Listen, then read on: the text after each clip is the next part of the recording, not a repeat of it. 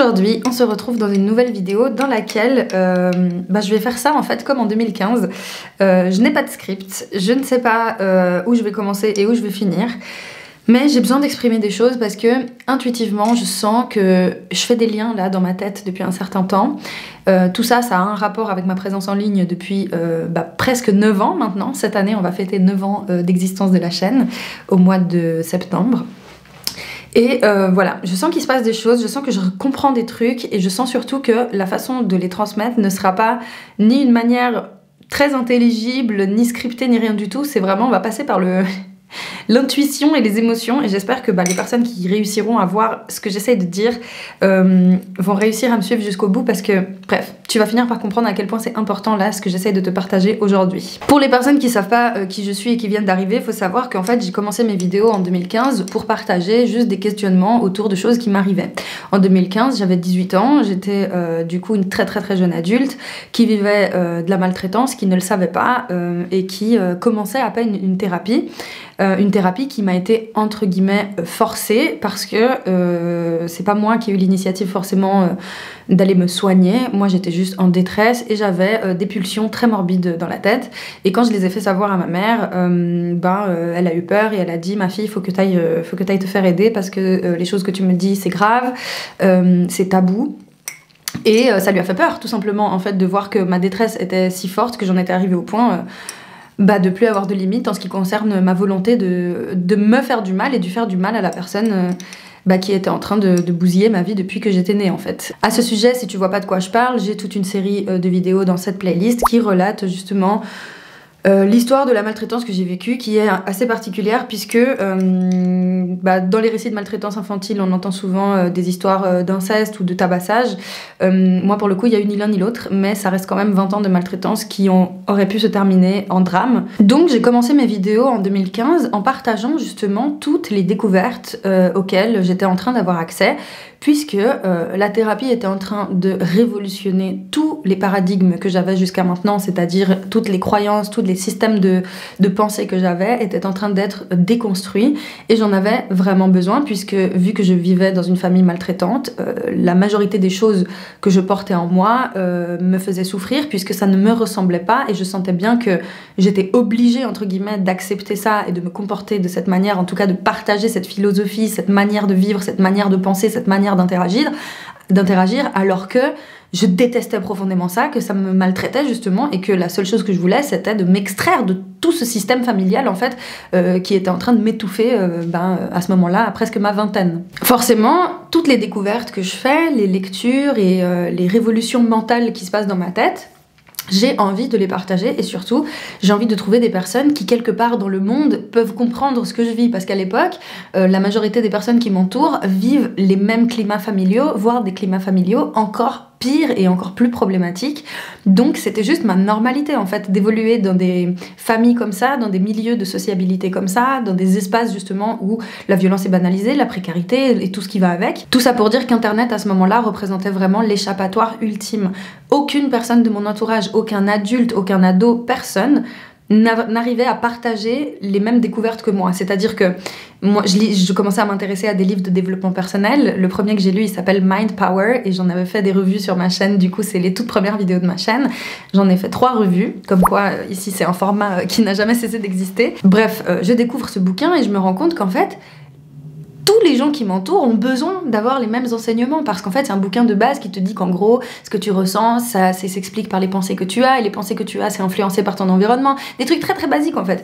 Et donc moi à ce moment-là j'ai commencé à comprendre qu'en fait la violence que je voyais autour de moi, c'était pas juste que les gens étaient fous ou qu'ils étaient dangereux en soi pour X ou Y raison, mais juste qu'en fait tout le monde souffrait, et que tout le monde avait besoin de se sentir un peu mieux, et tout le monde avait besoin d'admettre que en fait derrière cette violence il y avait de la douleur. Bref, c'était vraiment genre dev perso niveau 1 basique. Le problème c'est qu'à ce moment-là, j'emmerdais absolument tout le monde avec mes découvertes, parce que j'avais vraiment l'impression d'avoir découvert l'eau chaude, et le truc c'est que non, j'avais pas vraiment compris le fond de ce que je découvrais.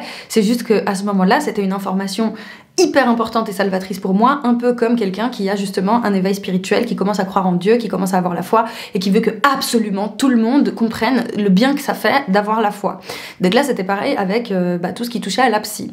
Et quand j'allais chez la psy, du coup, vu que personne dans mon entourage ne voyait de psy, il fallait qu'Internet puisse être au moins le témoin de mes avancées, de mes questionnements, mes réflexions et surtout de ma progression. C'est justement pour ça à la base que j'utilisais cette plateforme, c'était surtout pour me dire il faut pas que j'oublie ce que j'ai appris, parce que j'avais déjà compris à cause de la maltraitance que je vivais qu'une des grandes erreurs des adultes c'était de partir du principe qu'ils n'avaient plus rien à apprendre. J'avais très vite compris que la maltraitance de mon père se justifiait par le fait que lui il n'avait jamais rien à revoir, ne jamais se remettre en question, la seule personne ici qui faisait chier c'était moi et lui il avait déjà la science infuse pour tout. Et comme j'avais compris que cette philosophie là et cette mentalité très narcissique étaient à la base de la violence que je subissais, je me suis dit, jamais de la vie je veux oublier que j'ai appris des choses et qu'il y a eu un moment où je les ai apprises, donc je veux garder une trace de cet apprentissage.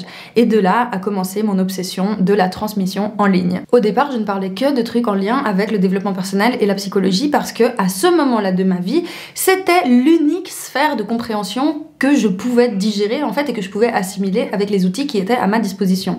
Je n'avais pas du tout de grille politique ni de grille sociologique pour pouvoir comprendre ce qui se passait dans ma vie, je n'avais que la grille psy.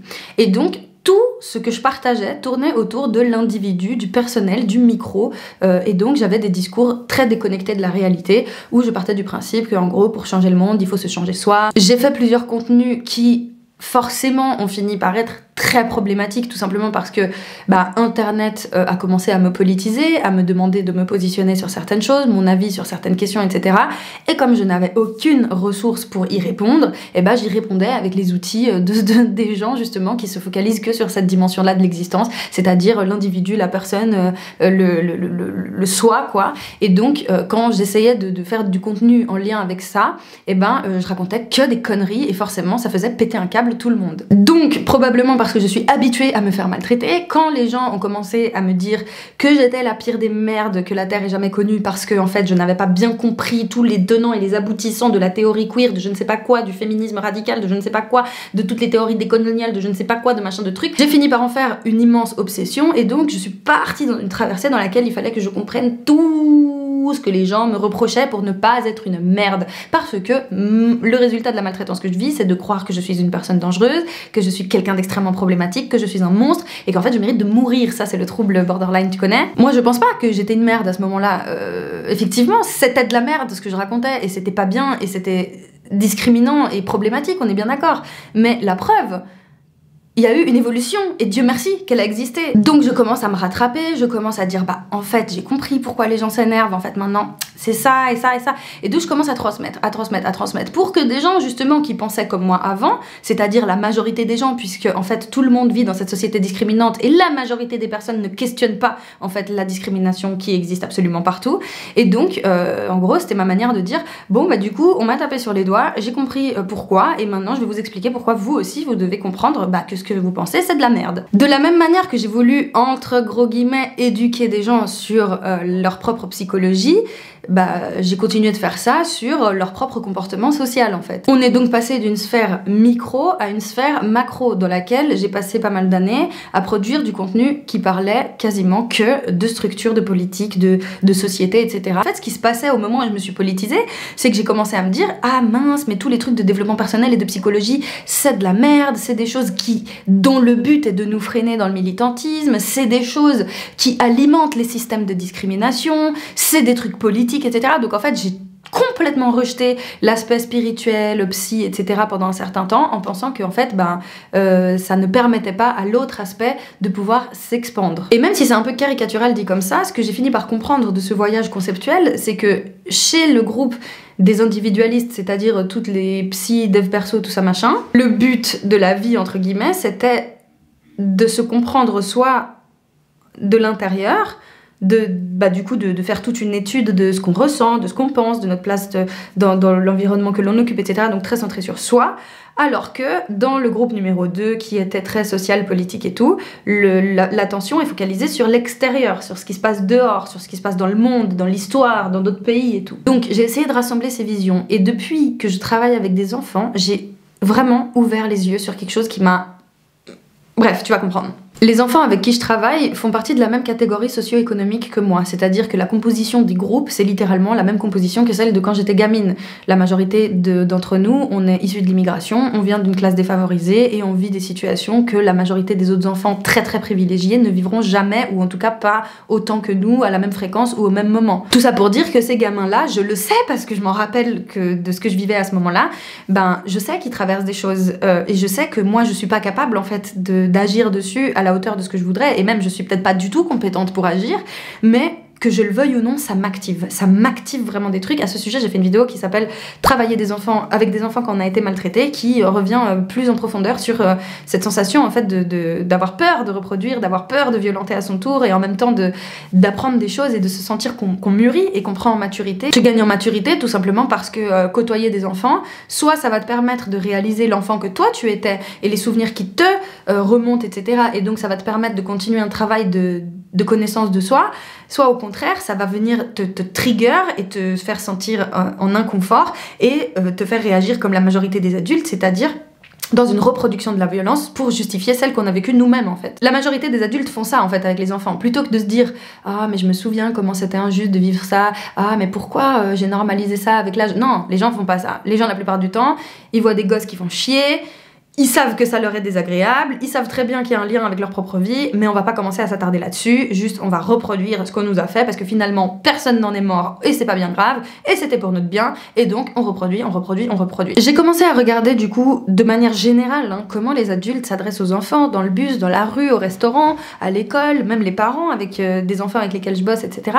J'ai écouté les enfants me parler, et quand je me rends compte qu'en fait, les choses que je vivais il y a 20 ans, bah, y a des choses qui continuent d'exister encore aujourd'hui et dont personne ne parle, bah forcément ça me questionne sur... Mais en fait, excusez-moi, mais comment on est censé vivre dans une société dans laquelle les choses vont bien quand on normalise le fait que la majorité des personnes qui nous entourent ont eu une enfance traumatisante? Et là tu vas me dire, mais Caro, pas tout le monde est traumatisé à ce point, ton histoire est particulière, c'est particulièrement hardcore, alors que pas du tout.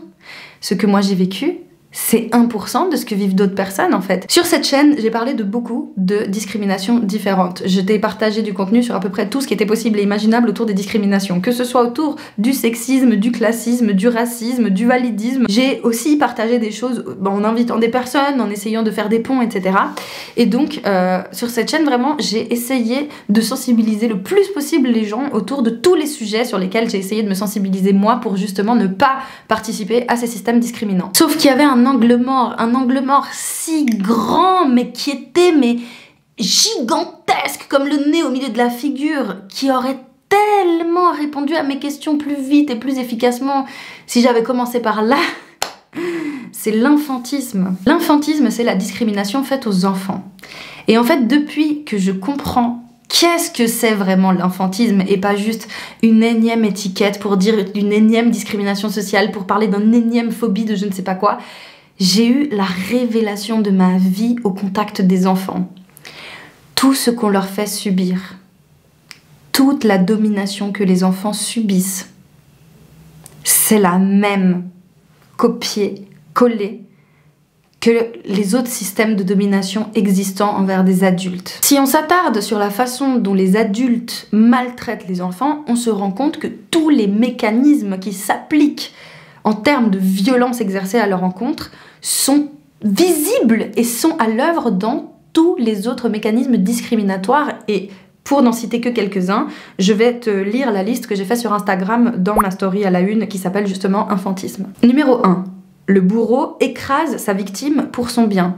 Tout le monde a déjà entendu oui bon, c'est un enfant, je sais mieux que lui ce dont il a besoin, donc si je l'humilie, si je lui crie dessus, si il pleure parce que je l'ignore, c'est pour son bien. Il doit apprendre, c'est comme ça que j'ai appris. Ensuite, le bourreau a le droit de violenter le corps de l'opprimé parce que ce corps représente un problème. L'enfant bouge trop, il est trop agité, il fait trop de bruit, il pleure, il crie, il prend trop de place. Et donc le corps de l'enfant en lui-même, parce que c'est un enfant, est déjà problématique pour l'adulte.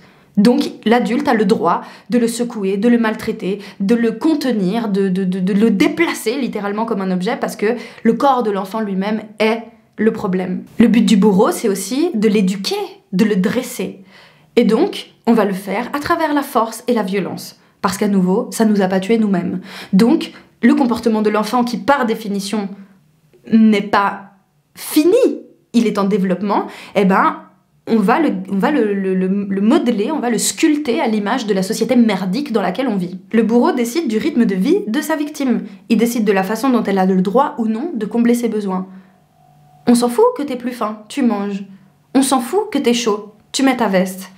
On s'en fout que t'aies envie de te lever, tu t'assois, tu fermes ta gueule. On s'en fout que t'aies besoin de pleurer, tu retiens tes émotions. C'est moi qui décide de ton rythme de sommeil, de ce que tu vas manger, de ce que tu as le droit de faire ou pas de ton corps, de comment tu vas t'habiller, de comment tu vas te coiffer, de comment tu vas l'habiter. Ensuite, le bourreau est absolument convaincu d'agir dans l'intérêt de la victime. C'est pas juste que c'est pour son bien, mais c'est parce qu'en fait, à un moment donné, la victime va se rendre compte qu'en fait c'est une merde. Donc le but du bourreau, c'est de dire, tu vois, quand t'étais petit, comment t'étais, heureusement que je t'ai frappé, parce que sinon tu serais devenu comme ça, hein. Tu t'en rends compte maintenant?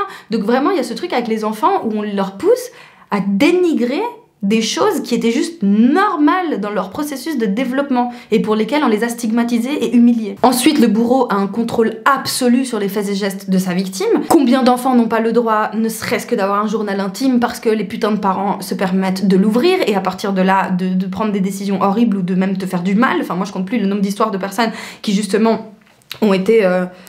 littéralement, leur intimité a été violée dans leur chambre, dans leurs affaires, etc. parce que des parents intrusifs partent du principe que t'as pas le droit d'avoir une vie à toi, t'as pas le droit d'avoir un monde à toi, t'as pas le droit d'avoir tes propres secrets, t'as pas le droit d'avoir ne serait-ce qu'une intimité, tout. Mais même le fait que tu te branles peut être problématique, quoi, pour certains parents qui vont partir du principe que t'as pas le droit de le faire. Et dès que la victime va avoir des tentatives d'émancipation, qu'elle va se rebeller, qu'elle va essayer d'être autonome, le bourreau va voir ça comme une mise en danger.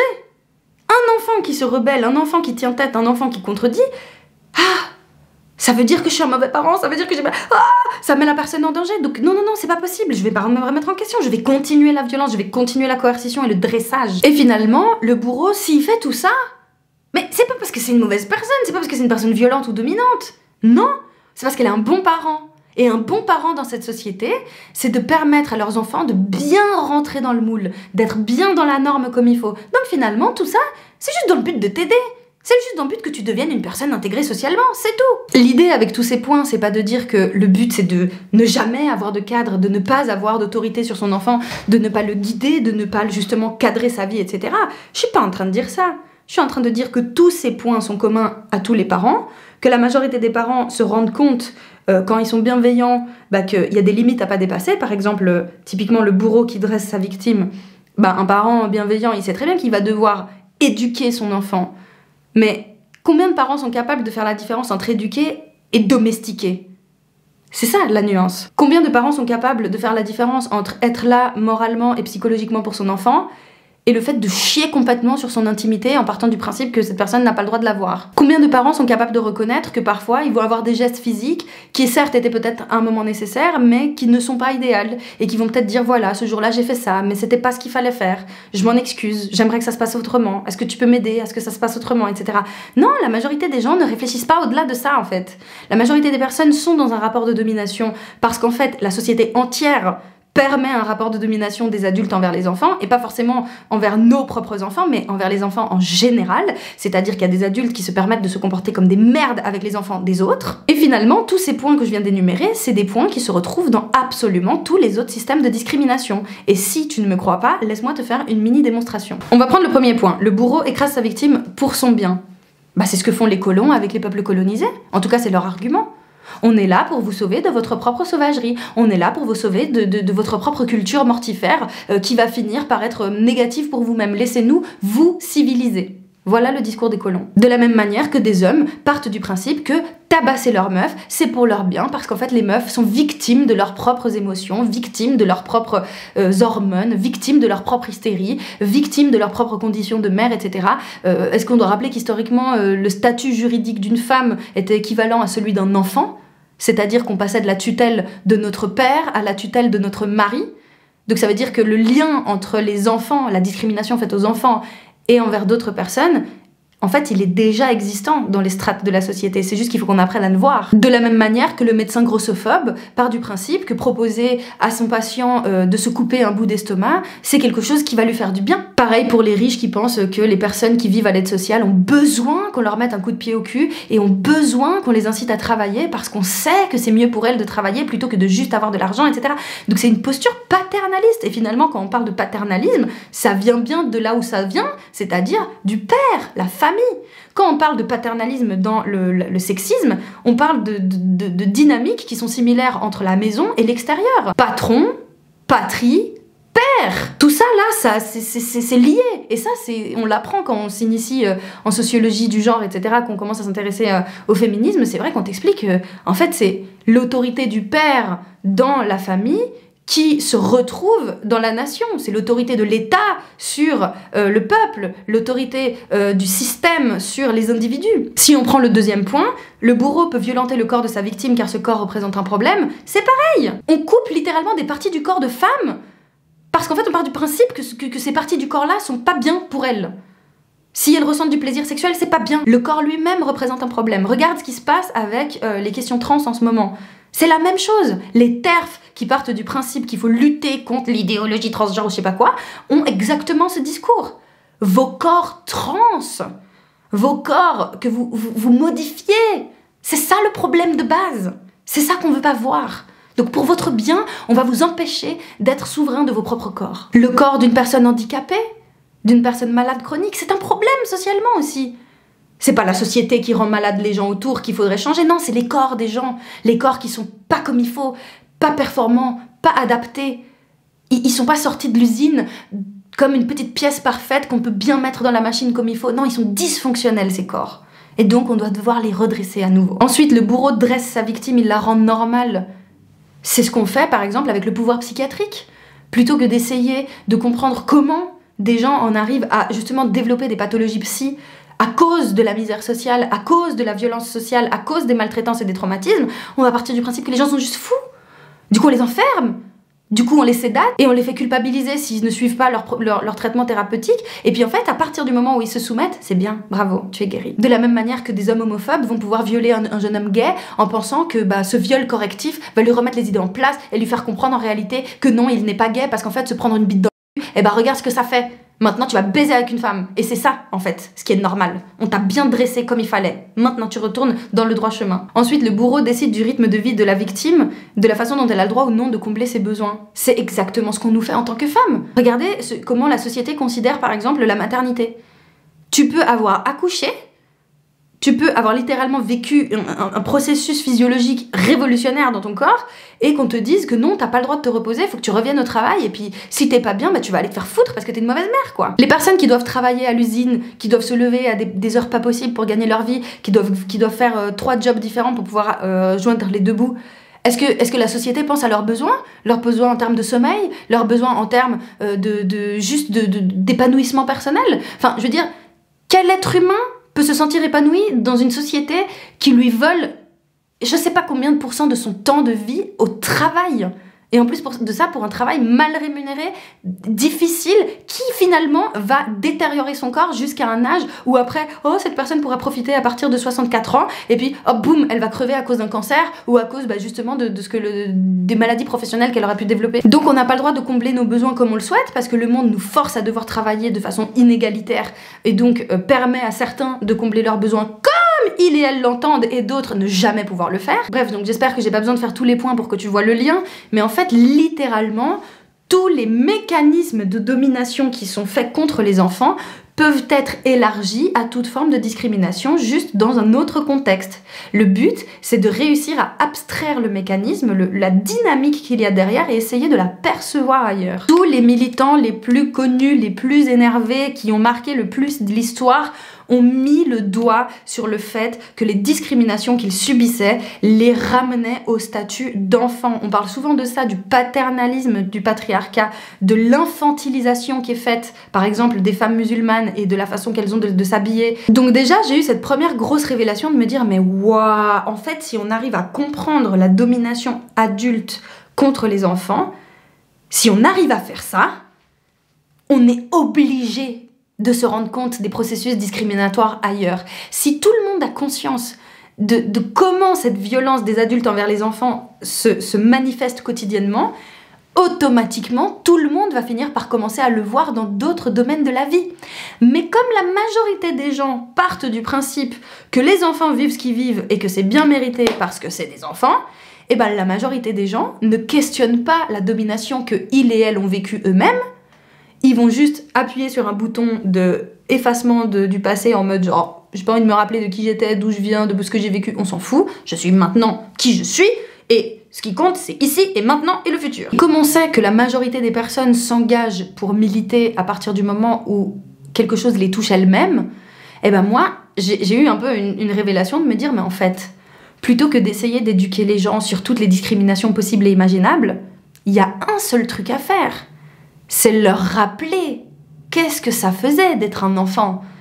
Et de se rappeler qu'on a tous vécu cette domination des adultes envers nous. Parce qu'on n'a peut-être pas tous vécu les traumatismes tels que moi je les ai vécus et d'autres personnes. Ok, je suis pas en train de dire que tout le monde a exactement les mêmes parcours de vie.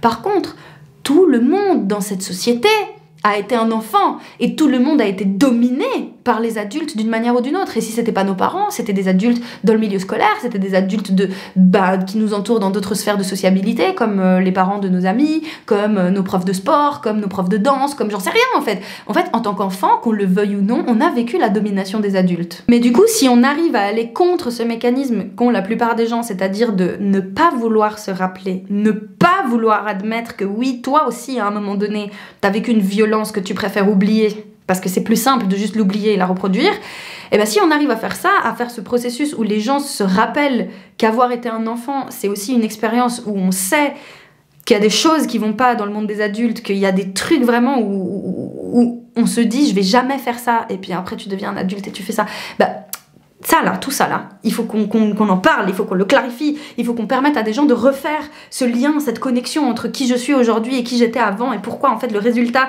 de ma vie aujourd'hui est complètement lié à toute l'histoire que j'ai traversée depuis que je suis arrivée sur cette terre en fait. Je suis profondément convaincue que les gens qui sont sceptiques face à la violence sociale, si on arrive à leur faire réaliser qu'ils ont juste banalisé une violence qu'ils et elles ont même subie, je suis convaincue que c'est ça qui va permettre à la plupart des gens de se dire c'est vrai.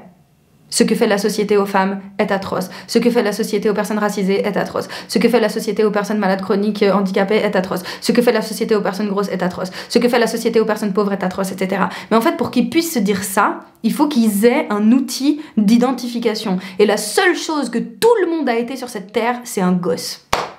C'est le seul point commun que l'on a tous. Alors pourquoi, dans les réflexions autour de la discrimination sociale, l'enfantisme n'est pas au centre de tout? Parce que depuis que j'ai réalisé ça et depuis que je le vois à l'œuvre tous les jours, tout me paraît si clair.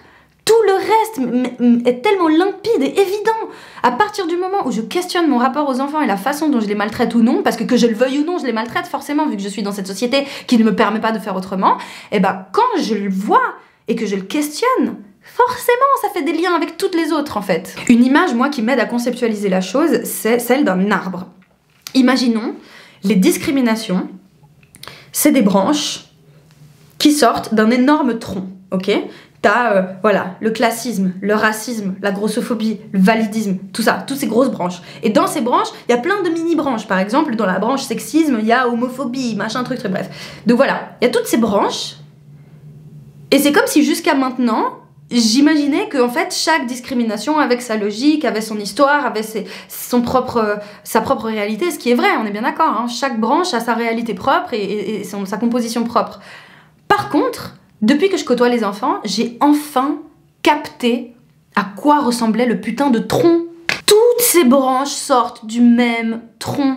Et ce tronc est gigantesque et il est sous nos yeux continuellement et tout le monde décide de s'anesthésier face à ça parce que personne ne veut se rappeler de ce que ça fait. Donc j'ai complètement digressé dans tous les sens pour en fait revenir à ce truc de base qui était de concilier une vision micro et une vision macro des choses pour pouvoir mieux s'en sortir dans la vie. Et ben depuis que je côtoie des enfants, j'ai réalisé à quel point les discriminations qu'on leur faisait subir justement d'un point de vue social, c'est-à-dire les adultes en général envers les enfants en général, comment ça impactait leur développement psychologique directement. Cette discrimination sociale impacte la psychologie en fait de ces enfants.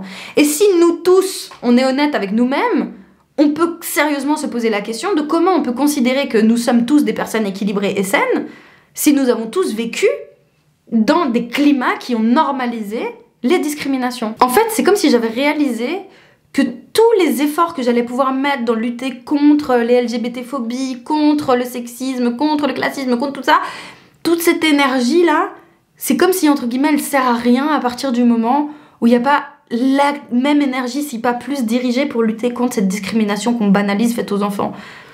Parce que si vraiment toute cette énergie est concentrée sur ça, sur le fait qu'on arrête de normaliser le fait de foutre en l'air des générations entières de gens toujours plus, et ben peut-être que là, on aurait moins besoin de mettre des efforts à lutter contre les autres discriminations. Parce que peut-être que là, on normaliserait déjà dès le départ, de base, le fait que la domination en général, et je parle pas du cadre, je parle vraiment de la domination, c'est ça le problème. C'est le rapport, l'abus de pouvoir, le problème de base, quel qu'il soit en fait. Abuser de son pouvoir, quel qu'il soit, c'est ça en fait, le noyau dur de tout ce qui va pas dans ce monde. Et attention, parce que ça veut pas dire qu'il faut pas de cadre, qu'il faut pas de guide, qu'il faut pas une figure supérieure. En fait, l'autorité à proprement parler n'est pas systématiquement synonyme de domination. Donc dans notre société profondément inégalitaire, autorité devient domination tout simplement parce qu'il n'y a aucun cadre, aucune structure dans laquelle on peut penser une autorité qui ne soit pas dominante en fait.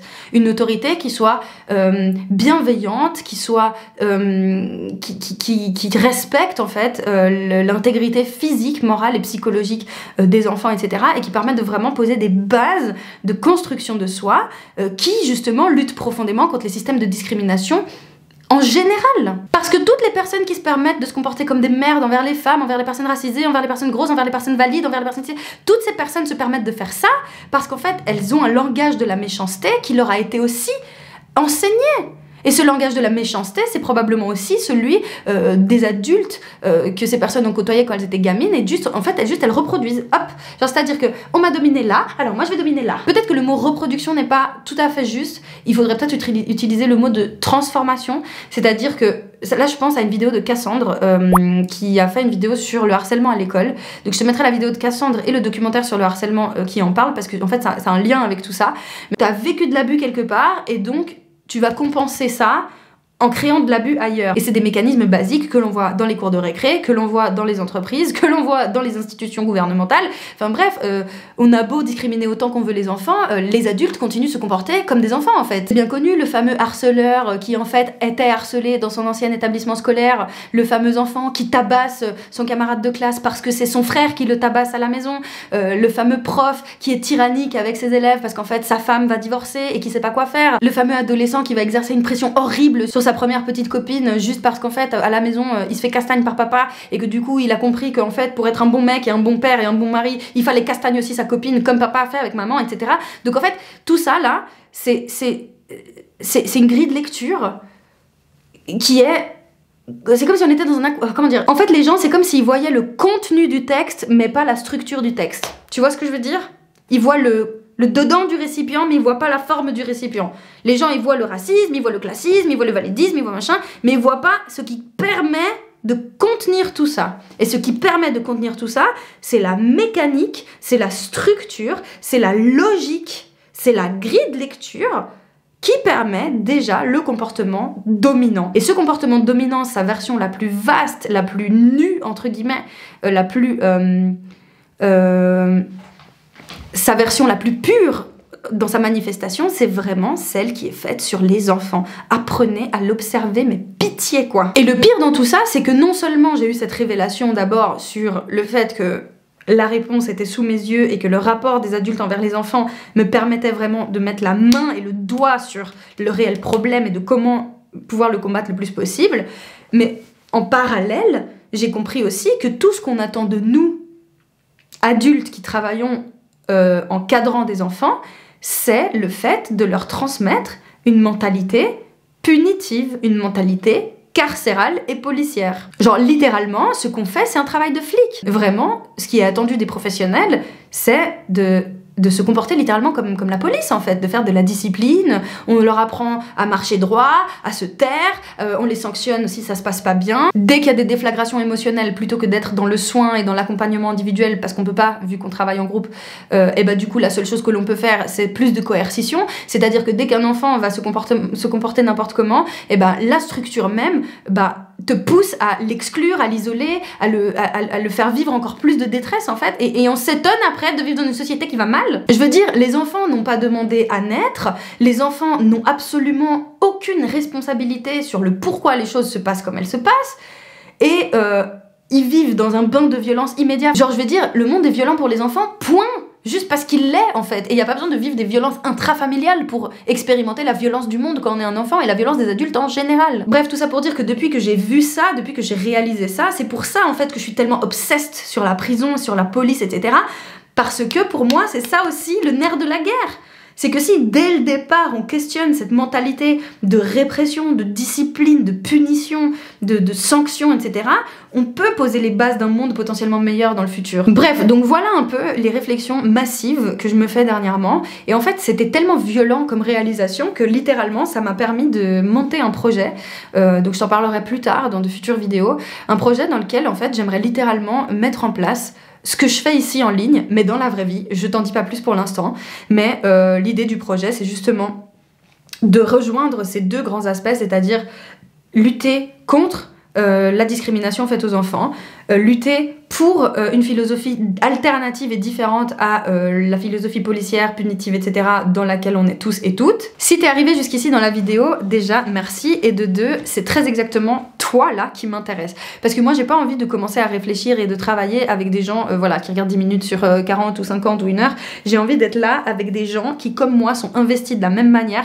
sont autant passionnés par les mêmes sujets et surtout comprennent le processus de pensée par lequel je suis passée. Et bah ces personnes-là, si tu en fais partie, sache que j'aimerais vraiment qu'on puisse se retrouver, échanger, approfondir ces sujets d'une façon qui nous permette de mettre en commun en fait des outils, qu'on puisse créer peut-être, je sais pas forcément un collectif, mais juste en fait qu'on puisse se rejoindre entre personnes qui partagent cette vision. Pour ce faire, tu trouveras dans la description un lien qui va te diriger vers ma chaîne Twitch, qui est donc ma chaîne de stream, que je vais commencer du coup à alimenter dès la semaine prochaine si tout va bien. Donc dans la description, je vais mettre plusieurs dates avec plusieurs heures et je vous laisserai voter sur le moment de la semaine qui serait le plus adéquat pour tout le monde, parce que le but c'est qu'on puisse vraiment se retrouver entre personnes qui s'intéressent sur ça et qui veulent travailler et qui veulent réfléchir sur comment développer des idées, des projets, juste en fait continuer d'avancer à réfléchir sur la question. Si t'es arrivé jusqu'ici, merci infiniment. Je rappelle que du coup tu peux soutenir mon travail sur Tipeee si tu veux m'aider à continuer de produire mes vidéos de la manière la plus autonome possible.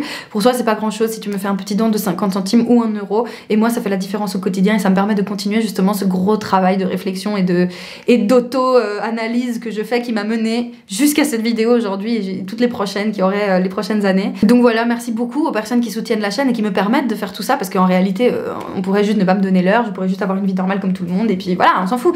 Mais il se passe un truc ici et ce truc je le fais pas seul, je le fais avec vous et c'est absolument incroyable de voir où ce que ça nous mène en fait. Donc je te laisse voter dans la description pour le moment de la semaine où tu préférerais que je me connecte. J'aimerais pouvoir me connecter toutes les semaines, donc on verra si c'est faisable. Mais voilà, on verra bien où est-ce que tout ça nous mène. J'espère que la vidéo d'aujourd'hui aura pu être intéressante, qu'elle aura pu te stimuler, qu'elle aura pu éventuellement débloquer des choses chez toi comme ce que ça a fait chez moi. Et on se retrouve dans une prochaine vidéo. D'ici là, prends grand soin de toi et n'oublie jamais que je t'aime très fort.